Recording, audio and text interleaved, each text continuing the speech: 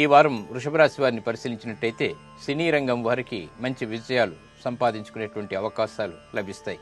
కళారంగం వారికి కూడా ఉత్తమమైనటువంటి ఫలితాలు లభిస్తాయి. వైద్య వృత్తి వారికి ఆశించినటువంటి ప్రయోజనాలు, ఆర్థిక పరిస్థితి మెరుగుపడుతుంది. స్త్రీలకు మంచి మంచి కార్యక్రమాల ద్వారా గౌరవ మర్యాదలు పొందగలుగుతారు.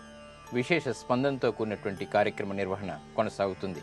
అప్పుడప్పుడు చిరు ఆటంకాలు ఏర్పడినప్పటికీ తిరిగి నిలదొక్కునేటువంటి పరిస్థితులు కూడా ఏర్పడతాయి. విద్యార్థులకి ఉత్తమమైనటువంటి వ్యవహారాల్లో మంచి ప్రజ్ఞను ప్రదర్శించి గౌరవప్రదమైనటువంటి ఉత్తీర్ణత పొందగలిగేటువంటి అవకాశాలు కూడా లేకపోలేదు. ప్రయాణాలు సుఖవంతంగా ఉంటాయి. కేతుగ్రహం, కుజగ్రహం ఈ 2 గ్రహాల ద్వారా మీకు ప్రతికూలత ఏర్పడుతూ ఉంటుంది. చేపట్టేటువంటి కార్యాల్లో చిరాకులు కూడా ఏర్పడుతూ ఉంటాయి. ఈ ప్రతికూలతా దోష నివృత్తికై చేపట్టేటువంటి ప్రక్రియను పరిశీలించినట్టయితే సుబ్రహ్మణ్య స్వామి ఆలయానికి వెళ్లటం, దర్శించడం, అభిషేకం చేయించడం, అలాగే గణపతి హోమం నిర్వహించడం ఇటువంటి కార్యక్రమాల ద్వారా ఈ ప్రతికూలత నుంచి తప్పించుకోగలుగుతారు.